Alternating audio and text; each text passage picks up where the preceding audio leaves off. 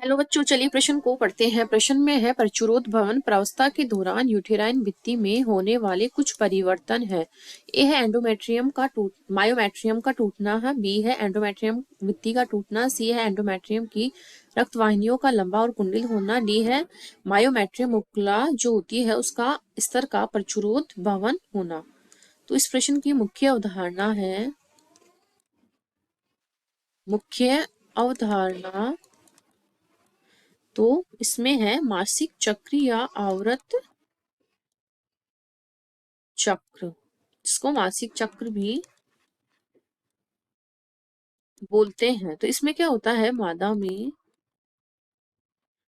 में यौन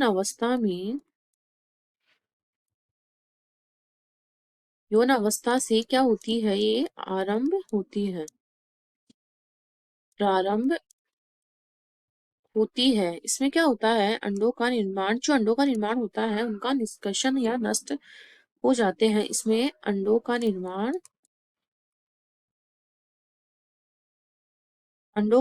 होता है। तो जो अंडों का निर्माण होता है उन्हीं का ही 28 या 29 दिनों के बाद क्या होते हैं, ये नष्ट हो जाते हैं। तो जो 28 या 29 दिनों के बाद क्या होता है, जो मासिक चक्र है वह दोहराया जाता है तथा जो अंड तथा गर्भाशय की जो आंतरिक स्तर है, आंतरिक व्रत का नष्ट होना जो कि रक्त के रूप में नष्ट होने से क्या होते हैं, ये रक्त के रूप में क्या होते हैं, हमारी बाहर योनि द्वारा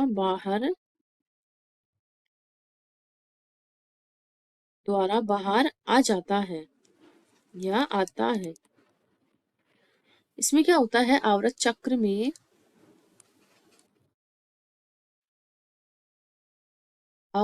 में क्या होता है, या आवर्त चक्र के बाद क्या होता है,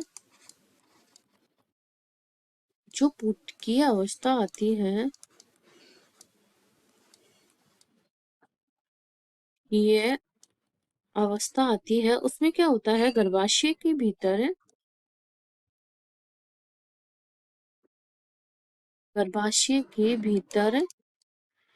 क्या होता है, जो भीतर के जो प्राथमिक पुटक होते हैं उनमें वृद्धि होती है। प्राथमिक पुटक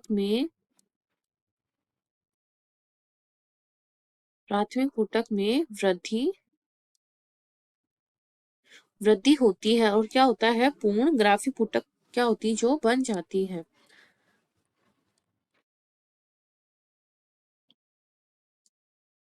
ग्राफी पुटक बन जाती है। तो इसमें क्या होता है, आवर्त चक्र होता है, उसके बाद क्या होता है, जो पुटकीय प्रावस्था आती है, तो पुटकीय प्रावस्था में क्या होता है, गर्भाशय के भीतर के जो प्राथमिक पुटक होते हैं उनमें वृद्धि होती है और पूर्ण ग्राफीन पुटक क्या होता है, बन जाता है। फिर इसके बाद क्या होता है, इसमें जो गर्भाशय में क्या होता है, गर्भाशय में प्रचुरोद भवन के पश्चात क्या होता है,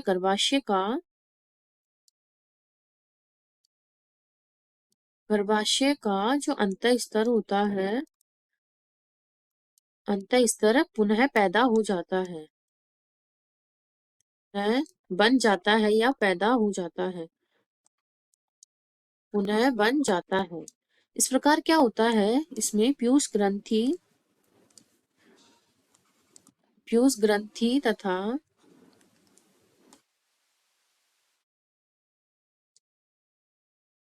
पीयूष ग्रंथि तथा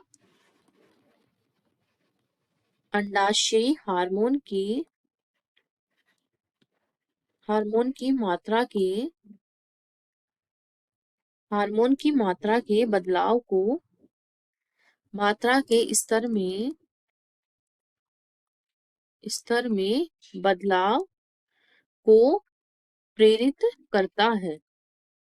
इस प्रकार क्या होता है, हमारे मासिक चक्र में क्या होता है, जो गर्भाशय के अंतःस्तर है ये सब हमारे नष्ट होकर रक्त के रूप में हमारे बाहर आ जाते हैं। लेकिन प्रचुरोद भवन में क्या होता है, गर्भाशय का जो अंतःस्तर होता है वो पुनः बनने लग जाता है। इस प्रकार जो गर्भाशय का जो अंतःस्तर है इसको एंडोमेट्रियम भी बोलते हैं। का कि रक्तवाहिनियों का लंबा और कुंडलित होना हमारा विकल्प सही हो जाएगा और बाकी के विकल्प हमारे कट जाएंगे और विकल्प सी हमारा सही है। आशा करती हूँ आपको इस प्रश्न का हल समझ में आया होगा। धन्यवाद।